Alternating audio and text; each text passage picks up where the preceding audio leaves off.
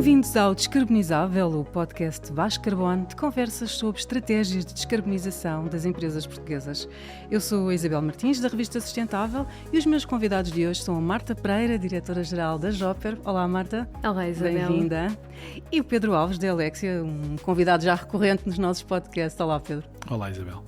Então, Marta, eu começo por si e pedi-lhe que nos apresentasse a Joper, que é uma indústria metalomecânica, não é?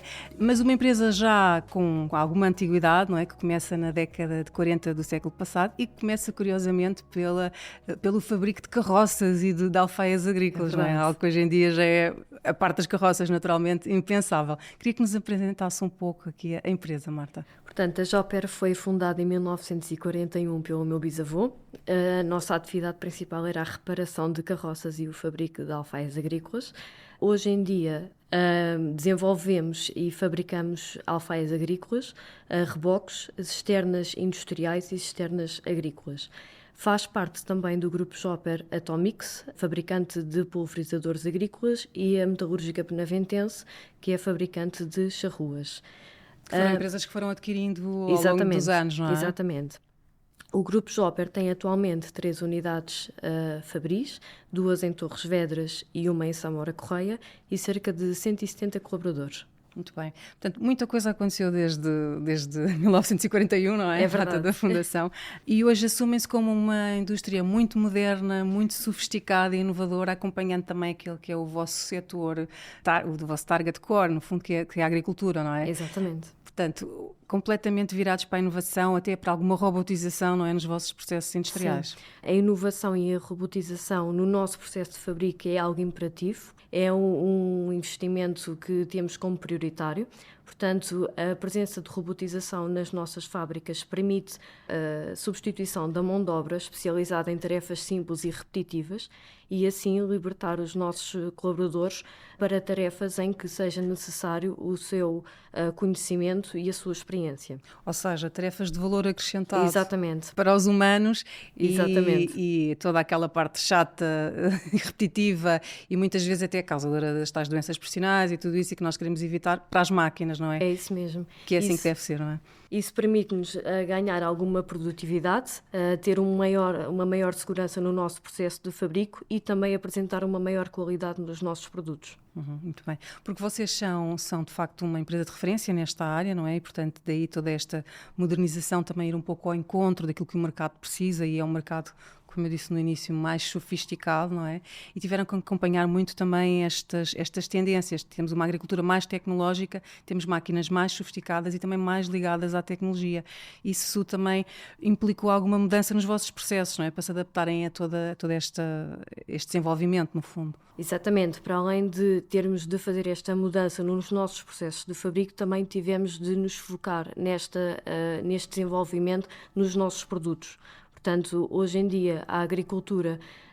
Já não há carroças? Já não há carroças. Portanto, tem de dar uma resposta a um crescente aumento da população mundial, que está aliado não só com as alterações climatéricas, mas também com a escassez de recursos. E, portanto, a agricultura tem de ser eficiente, tem de ser sustentável. Para que isso seja possível, estamos a falar da agricultura 4.0, tem de ter aliada a tecnologia. Portanto, a utilização de softwares, de robôs, de GPS, de drones, só assim é que é possível que se consiga racionar a utilização de determinados recursos como a água, como fertilizantes, para que se consiga ter culturas com mais qualidade, ter mais produção, ser mais eficiente e, efetivamente, ser mais sustentável. Que esse é outro grande desafio também, e a tecnologia vem dar também esta ajuda. Exatamente. Permite a eficiência, no fundo, que é o braço direito também da sustentabilidade. Exatamente, exatamente. Para além de termos, enquanto fabricantes, temos como prioridade o desenvolvimento de equipamentos agrícolas que utilizem esta tecnologia, a que sejam mais sustentáveis, não só na sua utilização, mas também no fabrico e na manutenção destes equipamentos. Ou seja, estão completamente alinhados, no fundo, com a agricultura de precisão, não é? Exatamente. Que é disso que estamos a falar, não é? Muito bem, e essa é de facto a grande tendência quando estamos a falar aqui de uma agricultura mais capacitada e muito profissional, que é o vosso target de cliente, no fundo, não é? É, exatamente. Não estamos a falar no pequeno agricultor familiar. Também temos, e esse realmente é o nosso histórico, portanto, estávamos focados nas máquinas pequenas, sem tecnologia, mas sabemos que, pela nossa história, que também temos de nos adaptar e temos de ir exatamente ao encontro das necessidades dos nossos clientes.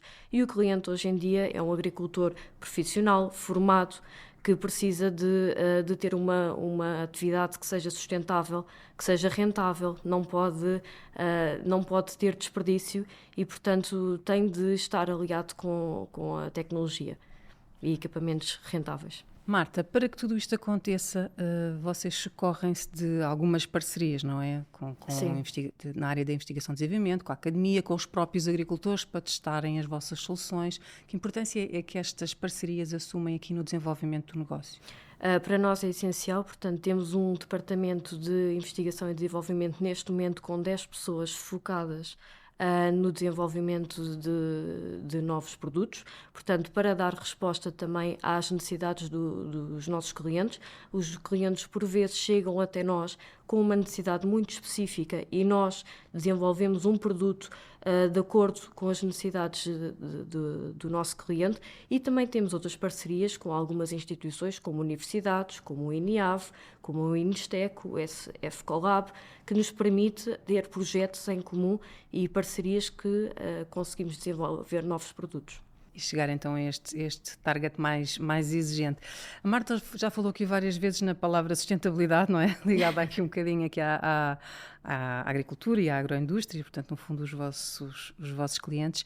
Mas a própria Joper, nos seus processos, também teve de introduzir esta sustentabilidade, portanto, para se tornar ela própria na forma de produzir uma indústria mais sustentável, não é?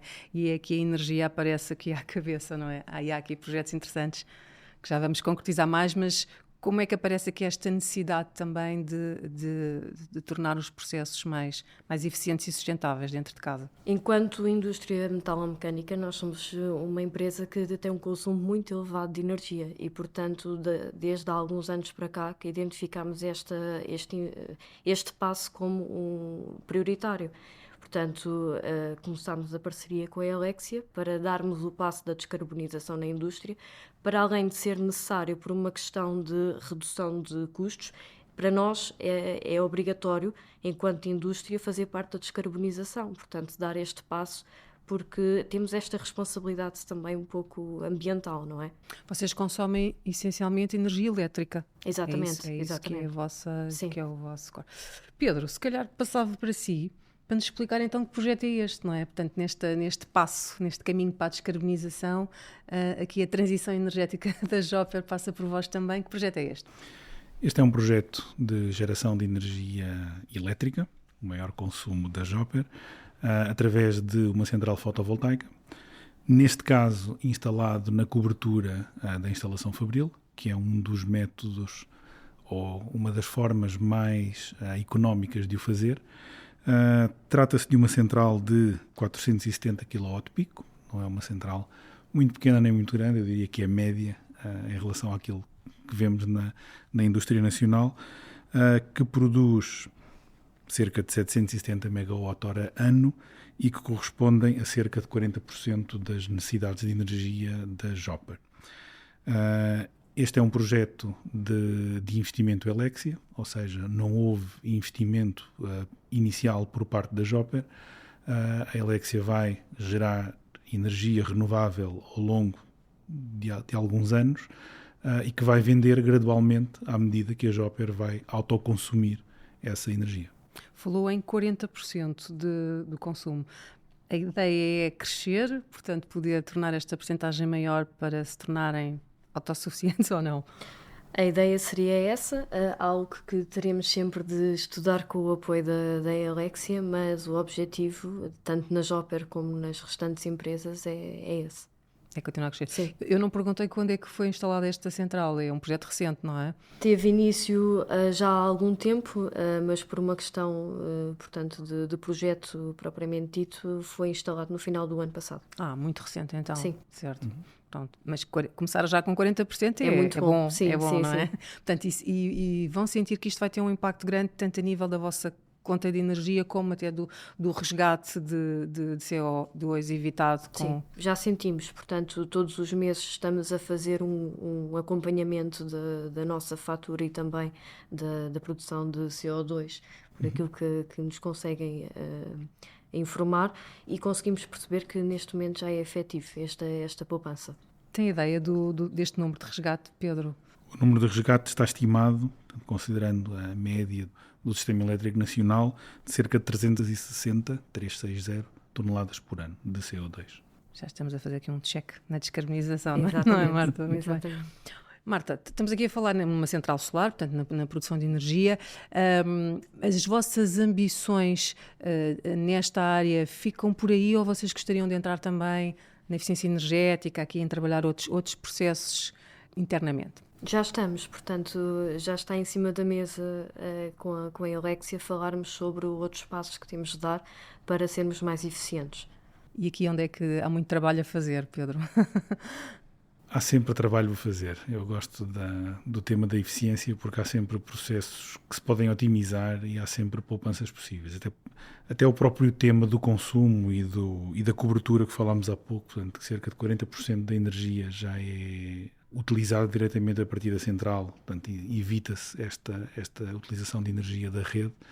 Este é um número que tem um potencial de crescimento, mas tem um limite também, porque, como qualquer indústria, vamos dizer assim, não funciona só quando há sol, nem tem necessariamente o pico de consumo apenas no período solar. Então há sempre uma quantidade de energia relevante que é produzida em excesso e tem de ser injetada na rede. E a rede tem limitação de quanta energia podemos injetar em excesso na rede. Tanto nos dias úteis como ao fim de semana, em particular. Para as empresas que não trabalham ao fim de semana, haverá uma quantidade muito grande de energia que terá de ser injetada na rede. Portanto, uma central, ou a autoprodução pode crescer até um limite de quanta energia se pode injetar na rede. Um dia vamos ter as baterias, que vão ser acessíveis e que vão resolver este problema, mas não estamos aí ainda. Portanto, perante o novo paradigma de ter a energia barata na antiga hora de ponta, hoje já não é verdade, embora ainda haja o tarifário hora de ponta, como havia há uns anos atrás, mas o que se verifica com os preços em tempo real é que o preço na hora solar está muito barato. As empresas também têm uma oportunidade de mover alguns consumos para dentro desta hora de ponta. Há uns anos o truque, ou o que todas as empresas queriam fazer, era mover alguns consumos para fora da hora de ponta. Neste momento faz sentido movê-las para dentro do período solar, ou porque há excesso de energia, ou porque a energia da rede em preço pode estar muito barato. Portanto, há aqui novas oportunidades não óbvias, ao que há alguns anos atrás não veríamos como óbvias, de caminhos que se podem seguir. Por exemplo, de carregar veículos elétricos. Portanto, fará mais sentido carregar veículos elétricos em horário de ponta solar quando há excesso na rede ou quando o preço da rede está muito baixo. Portanto, associado a esta ideia de mudança de consumos, há muitos potenciais pequenos projetos de eficiência que podem ter um resultado impactante. Aqui faria sentido, por exemplo, esta questão do carregamento elétrico? Sim, nós já sentem essa necessidade? Sim. Portanto, não temos ainda na nossa frota carros totalmente elétricos, mas temos carros híbridos e, portanto, esses sim já são carregados na hora de produção solar. Temos também em vista a alteração do nosso horário de trabalho para turnos, para que durante o pico de produção a fábrica não esteja parada e que não tenhamos de fazer a injeção da produção na rede. Portanto, interessante, ou seja, há uma reestruturação sim. Da produção, não é? Do método, do horário produtivo, digamos assim, em função da questão da energia. Estamos comprometidos em sermos o mais eficientes possível. Falou nesta questão da energia, dos picos e tudo isto. Haverá aqui alguma oportunidade também para trabalhar comunidades de energia, poder de alguma forma partilhar este excesso de energia? Ou não? Ou no sítio onde vocês estão isso não faz sentido? Sinceramente penso que não faz sentido, porque só poderia fazer sentido partilhando com a Atomix, mas a Atomix tem um consumo inferior ao da Joper, portanto penso que não foi equacionado por isso, não é? Eventualmente não, até porque, como comentou, o projeto iniciou há bastante tempo, quando a regulamentação ainda não permitia às comunidades de energia o autoconsumo coletivo. Há que avaliar, há oportunidades, e que a Alexia está a explorar em outros lugares também. No entanto, há sempre a limitação da rede. Portanto, os autoconsumos coletivos pressupõem que vamos poder fazer circular eletrões na rede de um lado para o outro de uma forma bidirecional. E a rede foi, na sua grande maioria, projetada para funcionar de forma unidirecional, da produção para o consumo. Portanto, há que avaliar, não depende só de nós, depende das autoridades competentes, avaliar se as redes têm capacidade de poder transferir produções em sentido inverso àqueles onde geralmente acontecem os consumos. Bem. Marta, não lhe perguntei há pouco, este investimento na central solar implicou algum investimento também em infraestrutura do vosso edifício, porque às vezes os telhados não estão preparados para este tipo de infraestruturas ou não? Ou já tinham? Por acaso tivemos de fazer, mas não motivado pela instalação da central, mas dado os anos que a nossa cobertura já tinha, fizemos uma reformulação antes de fazer da instalação. Mas coincidiu. Bom para vós, não é? É sempre uma oportunidade de avaliar, porque uma central fotovoltaica tem uma vida esperada de cerca de 25 anos. É o que é dado como garantia dos fabricantes dos módulos, por exemplo. De alguns outros componentes não tanto, mas os módulos que têm um peso superior a 50%, a garantia esperada é de 25 anos. Portanto, temos verificado com diversos clientes que é uma oportunidade, pelo menos, de avaliar se faz sentido uma intervenção nas coberturas antes de instalar a central, para não ter depois um custo adicional de retirar e voltar a instalar. Portanto, é aqui um fator importante, não é? Sim, quando se perdem para estas decisões. Fomos aconselhados pela Alexia e valeu a pena. Muito bem. E já fica, não é? Exatamente. O telhado é para 100 anos, no mínimo. Muito bem. Marta, queria voltar aqui um bocadinho ao vosso negócio para falar um pouco de mercados também. Vocês também já são uma indústria exportadora, não é? Sim, portanto, para além do mercado nacional, no qual estamos presentes maioritariamente, exportamos para os 3 continentes, portanto, europeu, africano e americano. O nosso principal mercado europeu é a França, portanto, que é um mercado bastante exigente a nível da vinha. E temos outros mercados como Marrocos, Angola, Moçambique e Espanha, entre outros. Qual é o vosso produto core? Aquele que sem dúvida é assim, a imagem de marca da Joper? Na Joper, no setor, são as externas, porque muitas vezes os clientes ligam para concorrentes a pedir uma Joper, em vez de ser uma cisterna. É uma espécie de Gillette, não é?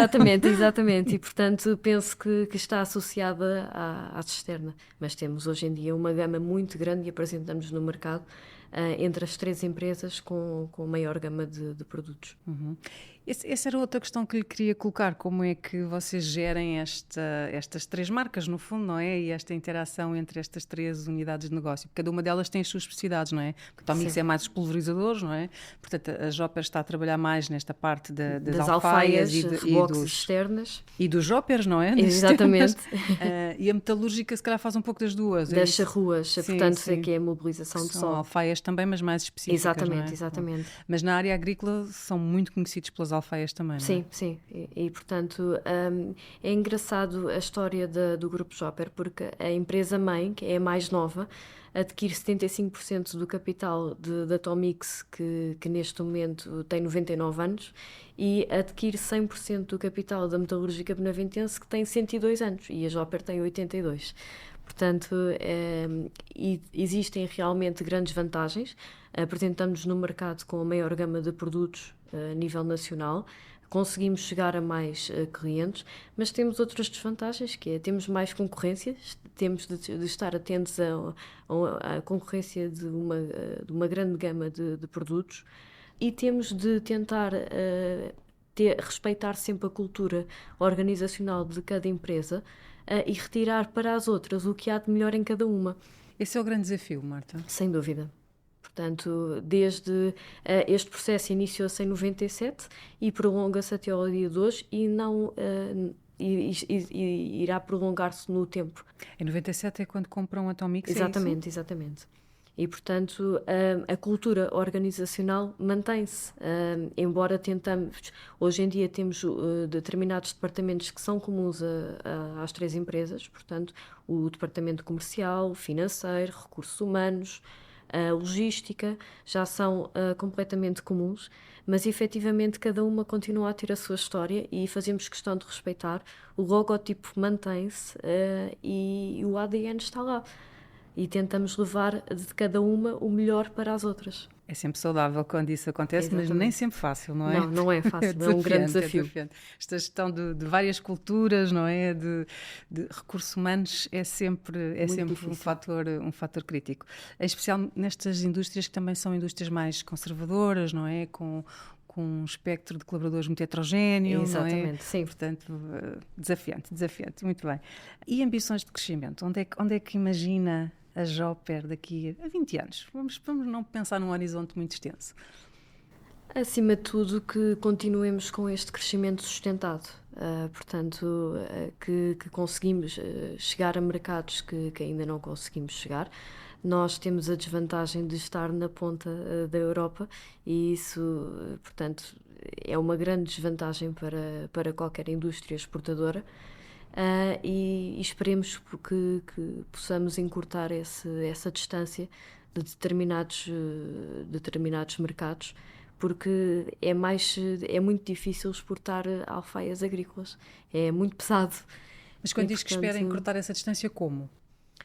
Portanto, que consigamos, ou seja, é difícil, é muito caro exportar para países longínquos.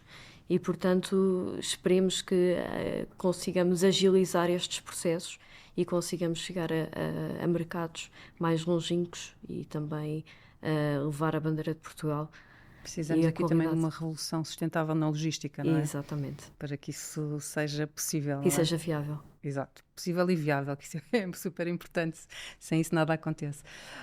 Pedro, gostava de ouvir falar um pouco. A Alexia já tem, de facto, aqui uma experiência grande numa série de indústrias, não é? Está aqui muito também no seu ADN apoiar esta transição energética nestas áreas industriais. Eu queria perguntar-lhe que experiência é que já traz deste trabalho com as indústrias. O que é que elas têm em comum e o que é que as separa nesta questão da transição energética e da eficiência também, que é tão importante nestas áreas? Eu acho que têm mais em comum do que as separa. O facto de sermos periféricos, acabámos de falar sobre isso, faz com que tenhamos de ser criativos e competitivos e de alguma forma conseguir compensar o não estarmos no centro da Europa e não ter acesso a determinadas cadeias de fornecimento ou a esquemas de transporte com custos mais baixos do que aqueles que temos. Esse é um facto e é um tema importante a ser resolvido. Dizia em tempos um diretor-geral de uma fábrica automóvel em Portugal que cada veículo fabricado em Portugal custa pelo menos mais $500 do que um fabricado no centro da Europa, logisticamente falando, sem mais nenhum outro custo extra. $500 num veículo automóvel, nota-se, não são 5 euros, é dinheiro. Portanto, o tema logístico é relevante. Mas há outras vantagens. E não quero falar das pessoas, estamos a falar de energia, há outras vantagens aqui. Uma é a radiação solar. Nós temos a quantidade de energia que está disponível para ser transformada, a quantidade de energia solar que está disponível para ser transformada em energia elétrica é 30% a 35% superior àquela que está em cidades como Paris ou como Munique. E nós temos que utilizar isso como nossa vantagem. Há o tema da energia, há o tema da biomassa, estava a falar, e já estava um passo à frente a falar em energia térmica, que nós utilizamos da forma errada. Nós devíamos utilizar a biomassa para gerar energia térmica e não utilizar gás ou outro combustível fóssil para gerar energia térmica. Porque o solar, a biomassa, assim como o vento, embora o vento gere mais, tem muito mais lógica gerar energia centralizada do que descentralizada, são 3 energias endógenas para nós, que nós podemos ter a custo muito, muito competitivo. E se por um lado não conseguimos ser competitivos no transporte, por causa da distância, mas podemos ser competitivos no custo de energia. Portanto, e com isso ter custos de produção mais baixos. E eu diria que este é um dos principais drivers da descarbonização na indústria. A energia como fator de competitividade. A energia como fator de competitividade, porque ela consegue ser renovável, logo leva-nos à descarbonização. O preço de fazer uma central fotovoltaica em Portugal transformada em preço quilowatt-hora de energia elétrica é muito competitivo, é muito interessante e permite às empresas ter no seu mix de fornecimento energético uma componente que não é variável e dá uma segurança de fornecimento muito interessante. Falámos há pouco em 40%, há empresas que têm 50%, 60%, há uma fatia importante do custo energético que é constante e que não depende de choques dos mercados. Portanto, e esses são fatores competitivos muito interessantes. E há o tema da regulação também. Nós, como portugueses, ou como latinos, se calhar, tendemos a falar mal dos nossos governos e dos nossos governantes, no geral. Mas a regulamentação do setor energético é muito razoável, porque não é perfeita, nunca é sempre assim, é daqui que vem o razoável, mas permite-nos fazer muitas coisas, é aqui que eu quero chegar. Há muitos países onde a Helexia está, onde não é possível, onde não há tantos graus de liberdade como nós temos em Portugal. Portanto, com todas as limitações que possamos ter como país, o setor elétrico, em particular o componente descentralizada, pode conferir às empresas uma vantagem competitiva interessante. E isto é o que une as indústrias. E é muita coisa, não é? E positiva. E já é muita coisa e é positiva. E as indústrias são muito resilientes, muito mais do que parecem. São coisas grandes que parece que se mexem devagar. Eu gosto da expressão coisas e não é pejorativa neste contexto de todo. São barcos grandes que nós vemos ao longe e pensamos vai ser muito complicado. Mas as pessoas e as organizações que fazem mover as empresas são muito resilientes e são muito ágeis. E decidem rápido e querem fazer acontecer coisas. Isso temos visto um pouco por todos os setores onde a Helexia tem marcado presença. O que é muito interessante, porque há uma ideia às vezes contrária de que estas indústrias, por serem mais conservadoras, muitas vezes com uma história longa, não é? Por serem antigas, que têm uma grande resistência à mudança. Mas nós temos visto de facto uma grande aceleração, especialmente nesta questão da energia, da inovação, da tecnologia, não é? Temos visto, até por questões de sobrevivência, não é? Senão não estavam cá. Mas de facto há pontos onde não se percebe que haja resistência à mudança, mas é uma ideia que se tem, não é? A indústria cinzenta, conservadora, mal gerida, não é? Portanto, há estas ideias que se fazem da área industrial que de facto está a responder muito bem, de uma forma genérica, a estas questões, a estes desafios, não é? Há empresas com quem a Helexia trabalha que exportam 98%, 99% daquilo que produzem. Não é uma, são várias. Porque eu particularmente, pessoalmente, gosto de perceber o que as empresas fazem e quem são os seus clientes. E quase sempre faço a pergunta, afinal, mas quanto é que representam as exportações? Gosto de compreender. Uma empresa que exporta 98% do que produz tem que ser muito competitiva, senão não sobrevive no mercado mundial. Uma empresa que exporta 40%, 50%, obviamente também tem de ser competitiva, porque a marca Portugal nem sempre é tão boa como dos produtos industriais, não é tão boa como a dos vinhos e dos queijos e de outros produtos, ou do produto turismo, se quisermos. Então, as empresas têm efetivamente de fazer um bom trabalho para terem uma cota de exportação notável, que se veja nas suas contas. De serem muito competitivas e aqui a sustentabilidade entra também aqui nestas contas, não é? Porque também é um fator que pesa cada vez mais quando falamos em exportação, como o Pedro estava a dizer, os clientes querem comprar empresas cada vez mais sustentáveis, não é? Muito bem. Já temos aqui uma longa conversa, Pedro e Marta, pelo que vamos terminar. Foi um gosto conversar convosco, conhecer mais a história desta empresa, da Joper e esta atividade e este negócio, perceber também aqui este projeto de energia que a Helexia está aqui a levar a cabo, desejar as maiores felicidades para o projeto e para o negócio e como vos disse mais uma vez foi um gosto contar convosco neste Descarbonizável que fica por aqui e enquanto não chega ao próximo programa já sabe que pode continuar a acompanhar-nos nas nossas plataformas, no site, newsletter, redes sociais ou numa banca perto de si. Até ao próximo programa.